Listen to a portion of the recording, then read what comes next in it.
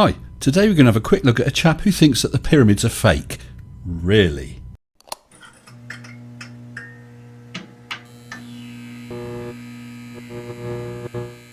You literally believe that all the archaeological findings that we excavate and we find, different cities or villages or, temples or whatever, that they're new, they're 200 years old and someone buried them and tried to make them look old. Yes, that is literally what he believes. Welcome, Mr. John Le Bon. John Le Bon. John Le Bon. John Le Bon.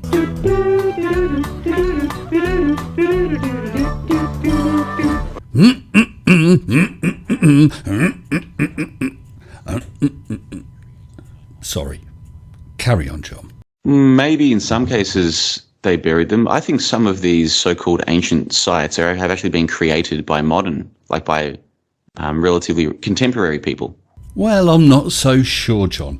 I've got a builder mate called Kev. He's done a bit of work for me. He's laid a patio and built a couple of dwarf walls. I rang him earlier and said, Kev, how are you fixed for this weekend? Could you build me a 1-to-1 scale Great Pyramid of Giza? And he said, gonna cost you, pal. So, for example, there's this place called Göbekli Tepe in Turkey, which was supposedly discovered, I think, in the 60s or the 70s. Göbekli Tepe was discovered in 1963 in the southeastern Anatolia region of Turkey.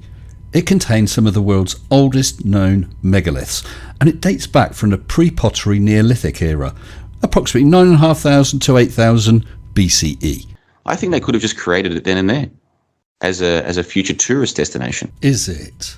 They discovered it in 63, but didn't start excavating till 1995.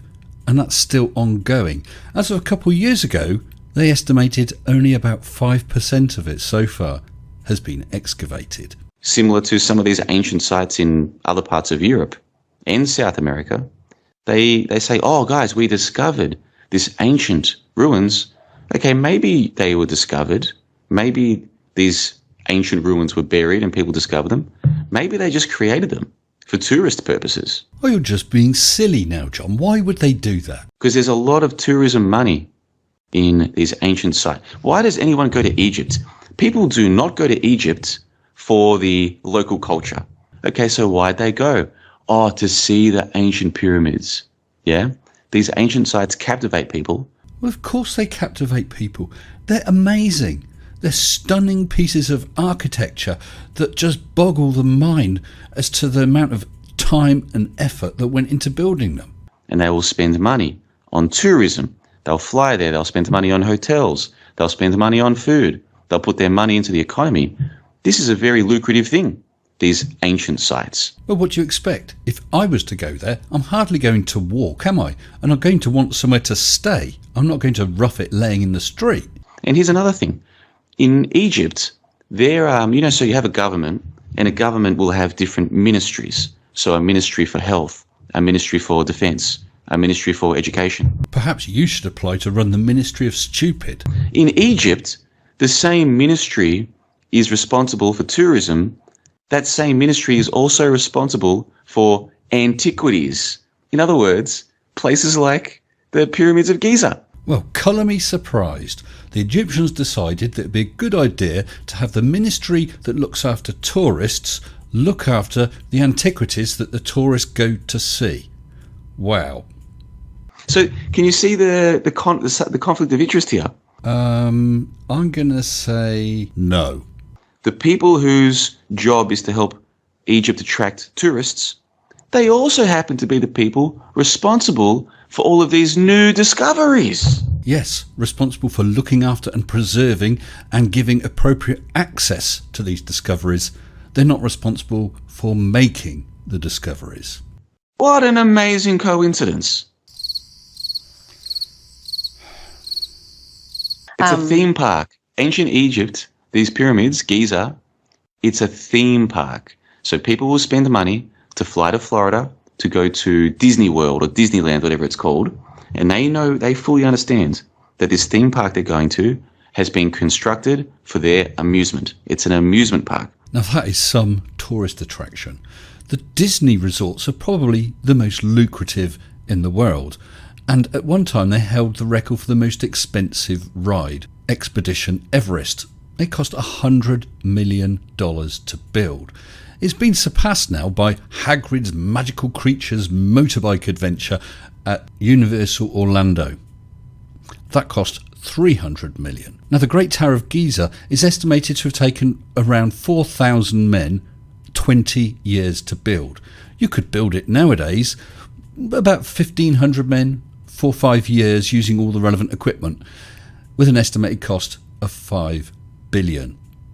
You're going to need a hell of a lot of tourists to pay for. Can someone please get the geese out of here?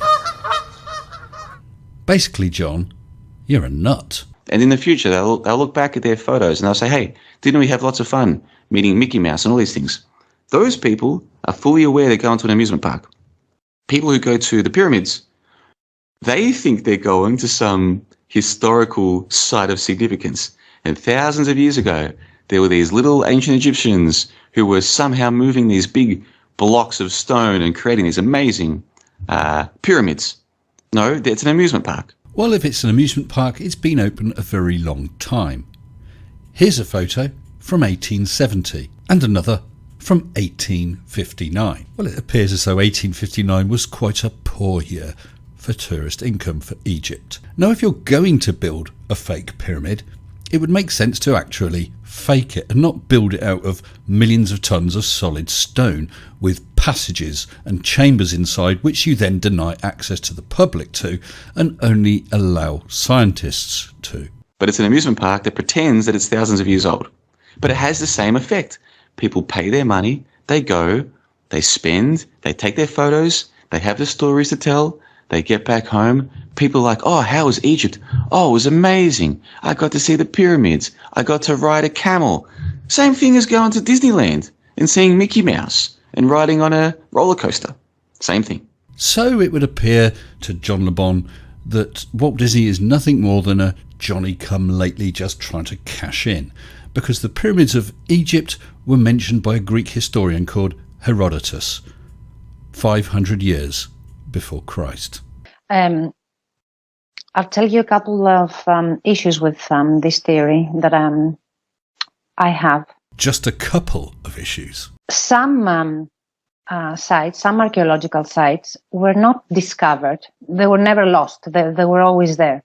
The pyramid is one of them. The Parthenon in Athens is also another one. It was never lost and then rediscovered. Quite right, sensible lady. Hello? Okay, just a second. It's for you.